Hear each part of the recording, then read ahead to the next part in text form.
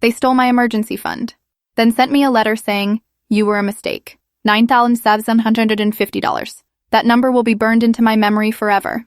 It wasn't just the amount missing from my emergency fund. It was the moment everything broke. My trust, my sense of safety, my belief that blood meant loyalty. They told me they were staying in for the summer, that money was tight, that even a weekend trip to visit relatives was too expensive. I believed them, because I wanted to, because they were my parents. But that morning, my phone buzzed on the nightstand. A notification. $9,750 withdrawn from your reserve fund. My backup account, one I rarely touched, one they weren't supposed to touch either, not without asking. Heart pounding, I opened my banking app.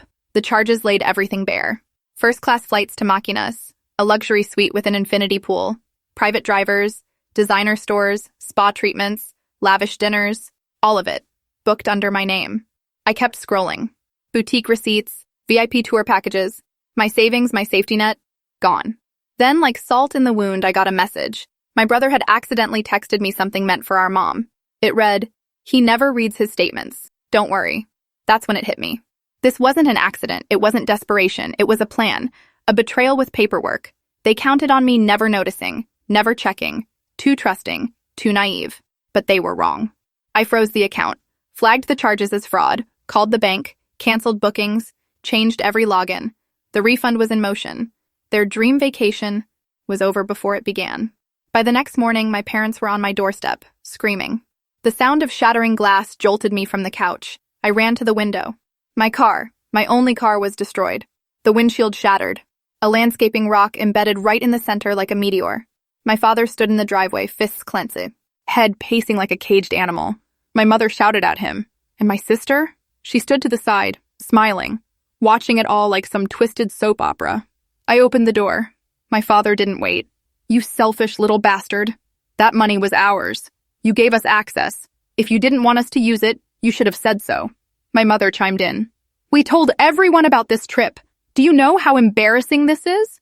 And from the corner, my sister added, "Finally, someone tells him." I didn't reply. Just opened the door wider and said, "Come in. You want to talk? Let's talk." They walked in yelling. I walked down the hall, shut the bedroom door behind me, and calmly called the police. "I'd like to report property damage, possible assault, and yes, we have it all on camera." I stalled them, let them rant, let them threaten to cut me off, let my mother cry, let my sister mock. Then came a knock. The officer walked in. I pointed to the door, to the rock still lodged in my windshield. "I'd like to file a report." My father was silent until the officer told him he had to come down to the station. That's when it finally sunk in. They weren't just facing me now. They were facing consequences. Later that day, my father agreed to settle. He paid for the damage and tossed in an extra $1,000 for emotional distress. His words, not mine. Maybe he thought that would fix things. It didn't. When I got home, my mother and sister were still there. My mother wouldn't look at me. My sister glared as if I'd betrayed them. I locked my bedroom door. And that's when I began the process of cutting every tie. I canceled every financial connection, unsubscribed from every service, revoked every login, halted my sister's tuition payments, and called the university to let them know. Let her scream. I also canceled the auto pay on my mom's arthritis medication, a bill I'd quietly been covering for months. No explanation. No apology. Just silence. Because this wasn't about revenge anymore. This was survival. They never apologized. Not once. Not for the money.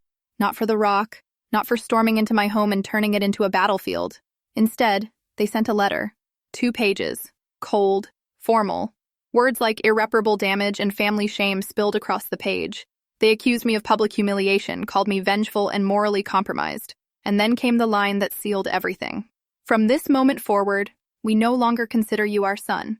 I didn't cry, didn't rage. I folded the letter and placed it in a drawer with my medical records. Because they knew. They knew I was ill, battling a chronic autoimmune disease. They knew why I had that fund. It wasn't for vacations. It was my lifeline. And they stole it anyway. Days later, another message came. A voicemail from my father. "No apology, just entitlement. You've made your point. Now be a man and make things right with your family." So I did. My way. I canceled the storage unit they'd been using for antiques, cut myself off a kitchen loan I once co-signed, called the bank, sent them proof of the betrayal, and walked away clean. I didn't want revenge. I wanted severance. And then, silence. Weeks passed, until an attorney called. Your parents would like to resolve some shared financial concerns. I hung up. A day later, my sister broke in using an old key, drank from my mug, told me our parents were spiraling, selling the house, withdrawing retirement. Then she handed me something, a handwritten will. It mentioned her and our other sibling, but not me. I didn't exist on that page. She tried to provoke a reaction. I gave her none. Then, as she left, she said, "Mom couldn't get her meds. She cried at the pharmacy." I stared at her and said, "She made that choice." That night, I checked an old account from the pandemic, one I used to help pay their bills. There were gambling charges under my father's name. Dozens, hundreds of dollars, spread out for weeks. This wasn't just one bad decision, they were drowning in it. I called every bank, every lender, removed my name from every card, every emergency contact, every backup file. And then the collapse began. A family friend called, said my father showed up drunk, smashed a mirror, screamed about how I wrecked everything, then left without paying. The hospital called next. My mother was skipping appointments. Her insurance was gone. And then, a final letter. No return address, no signature, just 4 words scrawled in permanent marker. "You were a mistake." I placed it in the drawer beside the others. And then, I opened a new document. Final accounts. Every payment, every sacrifice, every loan. At the bottom, no repayment needed. Just never speak to me again. Weeks passed. No phone calls, no texts, no posts, only silence. Then I started getting messages from distant relatives. Apparently my parents had sold their house. Rushed, under market value. No goodbye. Just vanished. Then came a photo. A blurry image of 2 people sitting outside a rundown motel. My parents, with plastic grocery bags beside them. No home, no car, just a stretch of pavement and pride. I stared at it for a long time. Not out of pity, but because I wanted to feel something. I didn't. I deleted the photo, blocked the number, made coffee, sat by the window, and realized something profound. I didn't lose my family. I saw them clearly finally, for who they really were, and I walked away. Not because I had to, but because I could.